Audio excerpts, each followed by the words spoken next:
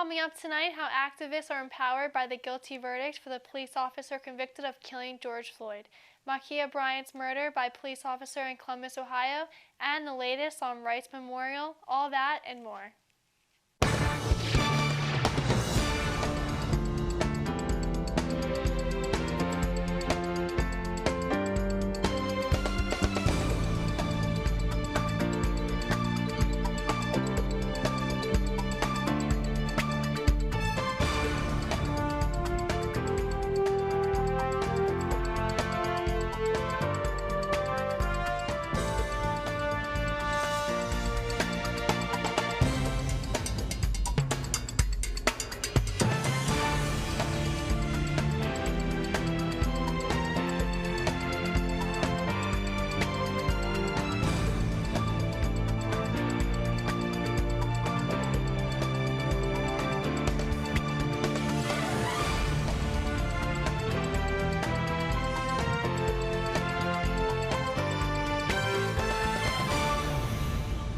Welcome to the National Rundown. I'm Amanda Harvey, and thanks for joining us tonight.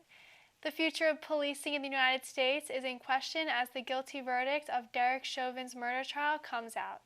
According to law professor Javier Olivia at the University of Texas, the results of the trial encourages those who have been pushing for police reform. Activists are not claiming this verdict as a victory or celebration, but as accountability. George Floyd's younger brother, Philonise, expressed the reaction of his family, saying, quote, "It makes us happier knowing that his life mattered and he didn't die in vain," end quote. Columbus, Ohio officials released additional body camera video on Wednesday of a police officer shooting for a black teen named Ma'Khia Bryant and who charged two females with a knife. Police identified the officer who fired the shots as Nicholas Reardon, and he was hired back in December of 2019. The officer is off-street duty pending the investigation. Columbus Mayor Andrew Ginther stated, quote, "We didn't yet have all the facts, and we do not know that a 16-year-old girl, a child of this community, tragically died last night," end quote. The fatal shooting comes at a time when police use of force around the nation and in Columbus specifically is under new scrutiny.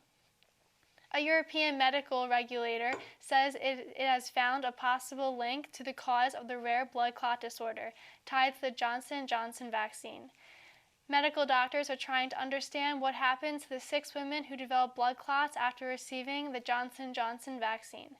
According to Dr. Philip Grant, it happens 1 out of 100,000 people per year, more women than men. Now, the latest from Andrea Flores on the COVID-19 vaccine rollout in Colorado. We know that there are still people out in the Colorado communities that need access to these vaccines. Brittany Hsu with COVID Check Colorado walks door to door to get people signed up for COVID vaccines, rain, snow, or shine. COVID vaccination? But when a Nextdoor post in an Aurora neighborhood claimed people with COVID Check Colorado could be scammers, it made their work that much more important. We completely understand that there are community members looking out for their neighbors and sharing that information on those platforms like Nextdoor. And we're wanting to be out there reassuring folks that we're a legitimate organization, happy to help connect them with vaccinations. Hesitation in communities of color has been an issue they've seen before. Misinformation doesn't help. The mission of our canvassing efforts is to really remove any barriers that exist to connecting community members with vaccination appointments. Our teams are specifically out in communities of color and lower income neighborhoods, recognizing that those are the groups that have been most likely to be disproportionately impacted by this pandemic. Over the last few months, COVID Check Colorado has helped at least 6,000 people get signed up for a vaccine appointment through their canvassing efforts. You've already got yours? Wonderful. They're not slowing down anytime soon. And we're going to continue doing that as long as necessary. Coming up after the break, a look at the Wright funeral. As the COVID-19 vaccines become available, you might be asking yourself, should I get it? And if I do, will I be able to go about life without putting my family at risk? You've got questions, and that's normal. The fact is, the vaccines are safe and effective. They're going to save lives. To get the latest on the COVID-19 vaccines, visit getvaccineanswers.org, because getting back to the moments we miss starts with getting informed. It's up to you. Honey, what I think you need is a socket wrench. I played JV basketball. I'm sorry. I don't think it looks right. This is good, and it's all good, baby. Is it really all good?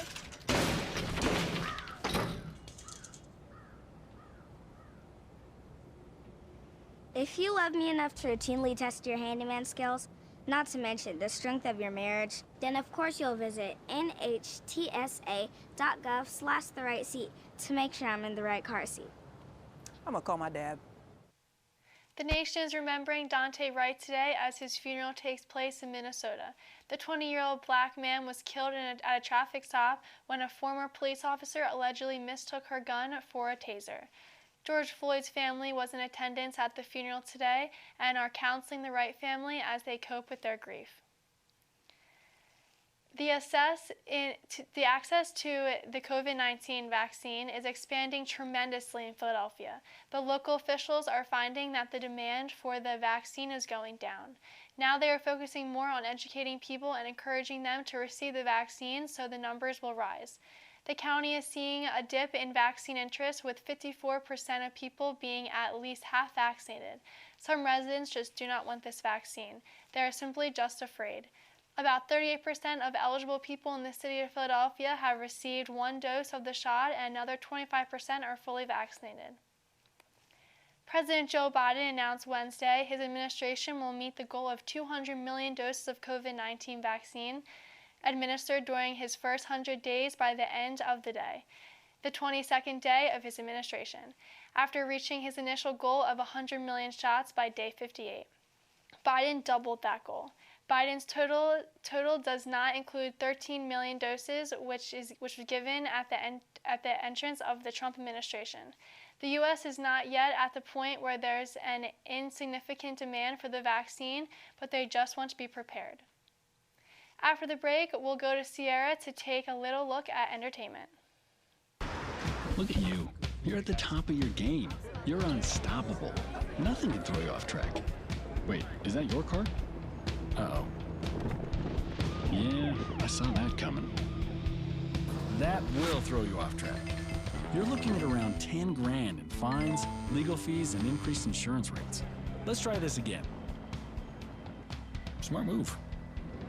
Because buzz driving is drunk driving.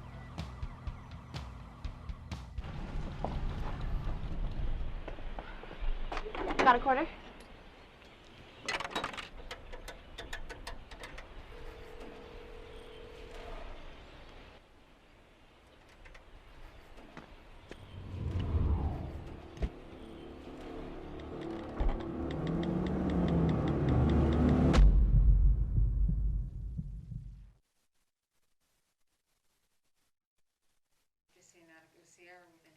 Now Sierra with entertainment. President Joe Biden announced a tax credit for employers offering vaccine-related paid leave. The results from the White House pushing more and more Americans to get COVID vaccine. The tax credit is part of the $1.9 trillion COVID relief plan Biden signed last month and looks to roll it out in July to small and medium-sized businesses. Biden slated, quote, "It's an incredible achievement, but we still have a lot of work to do," end quote.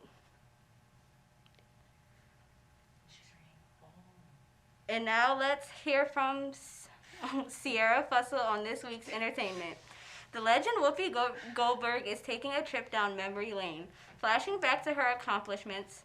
Covering the latest issue of Variety magazine, Goldberg reflects on being the only black female EGOT winner and the 31st anniversary of her Oscar win in 1991. March of 1991, Goldberg made history being the first black woman to win an Academy Award in 50 years for her role as Oda Mae Brown in the film Ghost. She shared some of her feelings about the turning point in her career. Quote, "I just didn't want to jinx it. You got to go in this without any expectations, and whatever happens, happens." Quote, "If you binge watch Ginny and George like millions of others these past few months, the show has been renewed for a season 2. Netflix revealed that there was 52 million subscribers in the first 28 days of being on Netflix. The show launched in February and has remained on the top 10 most watched series on Netflix. The second season will have 10 episodes and will be produced in Canada. Former Dallas police officer Amber Geyer is headed to appeal her 10-year sentencing for killing Boham Jean in 2018 next week. Geiger's former attorney Toby Shook advised that she will be arguing that she made a mistake in 2018 in front of a three-judge panel. She thinks her conviction should be negligent homicide rather than murder. The judges are expected to make a ruling at a later date after listening to the argument. Bitcoin and similar cryptocurrencies have gone mainstream. But Tuesday's announcement was that Venmo is adding crypto support. Just put crypto access in the palm of everyone's hand. Cryptocurrency can often feel confusing to newbies, so Venmo will offer an in-app guide and videos to help answer commonly asked questions and share information about the road of crypto. Coming up, find out more about NFL Draft, Mark Davis and his controversial tweet, and this week's weather with some sun and warmth to look forward to. Sorry about that. No, I've been staying at my dad's place because of everything. Where are we going? He's good. Yeah, I know, we keep missing each other. I've been working out of my dad's house, doing some reading. I should be working out more. I just feel like I'm drowning. Navigating these times can be tough, but while you care for your loved one, you also need to care for yourself. Go to aarp.org/caregiving for free mental health and self-help tips. Maybe you can make retirement happen. After all, you made this vacation happen. Double points with every purchase? Cleverly merging promotions. I love it. Cross-referencing travel sites. And booking all your flights with those... vouchers. I got us bumped. They were like, oh. But now they're like... Aloha. You aced this vacation. Now get the tips you need to get on track at aceyourretirement.org. Now let's hear from Joel Vasquez with the latest on sports as he dives into Mark Davis's tweet.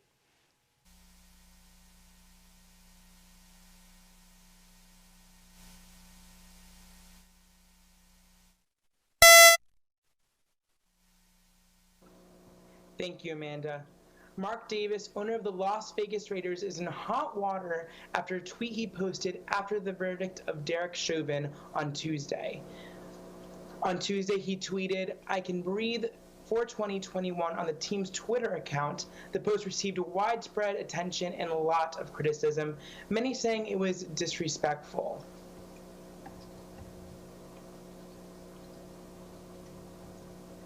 Davis came back to say, quote, "If I offended the family, then I'm deeply, deeply disappointed," end quote. He also admitted that the tweet was completely his idea. He claims complete responsibility.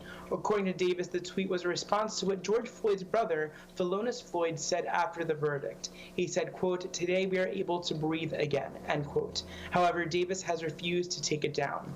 Now, COVID cases are on the rise in Japan as Tokyo Olympics are just around the corner. With less than 100 days till summer 2021 Olympics, many citizens of Japan don't think that they should happen. According to a recent poll, 7 in 10 people in Japan do not want the Olympics to take place, and 33% think the games should be postponed. Some elected officials, like Toshido Nikai, the Secretary General of the Liberal Democratic Party, thinks if the cases get out of hand, the games should be called off. However, the Tokyo Organized Committee insists the games will go on. Now, today marks the beginning of the 2021 NFL Draft, and I'm going to tell you what to expect tonight. Experts say the first 4 picks could be quarterbacks, and all eyes are on Trevor Lawrence, Zach Wilson, Justin Fields, Trey Lance, and Mac Jones. The Jacksonville Jaguars are predicted to pick up Trevor Lawrence, and they will kick off the draft. The rest of the top QBs are expected to be picked up in the first 5 rounds. The draft starts tonight at 8. That's all for national sports. Now back to you, Amanda. It's been exactly a month since the first day of spring, but winter is not letting up. Freeze warnings have been issued for a large portion of the U.S. Record lows are possible for the nation as temperatures plunged into the 30s across the central portion of the U.S. just this morning. Snowstorms are moving through parts of Kansas, Nebraska, and Missouri, and the storms will continue to creep towards the East Coast. NASA's Perseverance rover is making history on Mars. The rover used an instrument called MOXIE to generate oxygen from the air on Mars, which is rich in carbon dioxide. This is technology that could potentially allow astronauts to breathe and create the fuel needed for rockets to lift off. The process has this week created enough oxygen to allow a human to breathe for about 10 minutes. Coming up, Nick provides us with a relatively sunny weekend forecast for this weekend.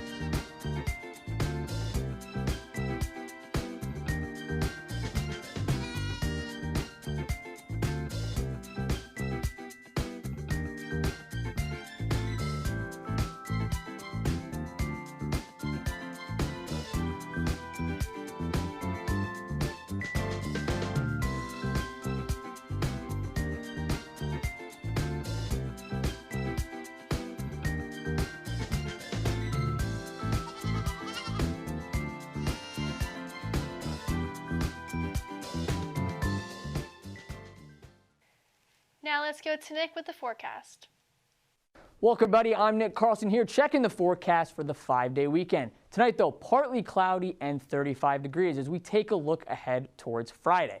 Friday, 63 degrees is the high, with 43 being the low, and sunny.